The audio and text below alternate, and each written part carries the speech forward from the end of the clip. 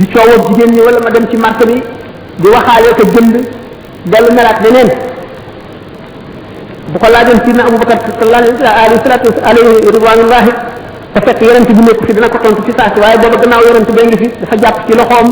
bañ àgg fekk rasulullah sallallahu alayhi wasallam toog mu ne ko nekk li nga ma waxoon wax ko yonent bi mu wax ko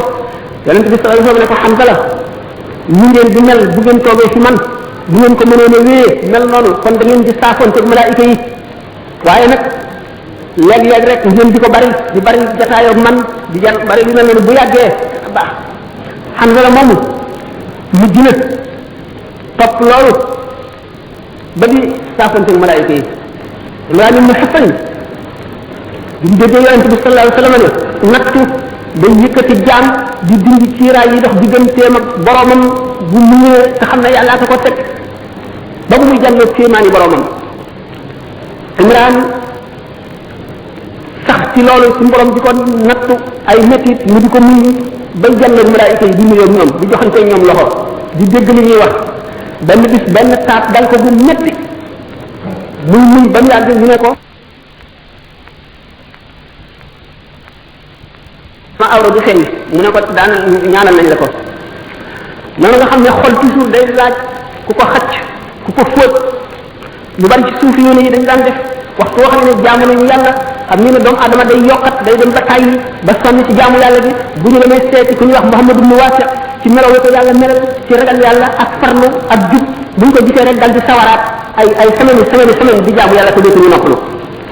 ngeen xam ne kon jaxasoo ñu baax ni am na njëriñ lool te baax na lool ndax sallallahu alayhi wa sallam nee na annaasu niyaamun fa iza maatu intabahu nit ñi dañuy nelaw de waaye bu ñu dee daañu yeewu kon nga xam nit ñi nëbb nañ leen secret yépp yi ñuy jëf yépp la cay mujj ak la muy indi umpale nañ ko moo tax ñu ñeme yàlla waaye yàlla kenn mënu ko day ne sax nit ñi dañ koo ragal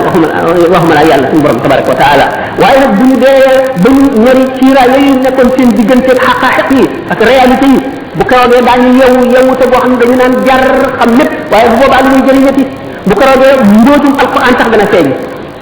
bu keroog bis boobaa benn secret dootul nëbb ci nga xam ne ci loo xam ne jaam war na koo gis moo tax yonente bi sallallahu alayhi wasallam annaasu niyaamun fa iza maatu intabahu nit ñi dañuy nelaw rek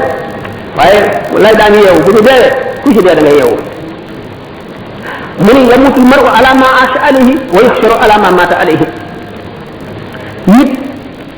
te na mu dundee lay dee kon nag rafetalal li ngay dundee bu fekkente ne sa xol bi yëpp yaa ngi ko aj ci adduna yaa ngi ko aj ci leneen loo xam ne du yàlla du yonent bi du diine du lu lay jëriñ ëllëg melawoo sa xol bi melawoo ca la dee di fekk li gën a tax ñu gën a ragal deewu betteel moo di loolu le fekk na ngay xalaat yu ñaaw te melawoo nga xam ne muy mujj ci sa xol daf ciy sax kon nag doomu aadama bu fekkee ne julli la te gëm na dëgg te fonk l'islam julli gi muy julli koor gi muy woor mën na am kattan mën na dëgër ci moom ba image yooyu mujj ci xolam mu deewaale ko kattanu ngëm gi ak leeru ngëm gi effacé ko waaye lu jafe lay doon kon nag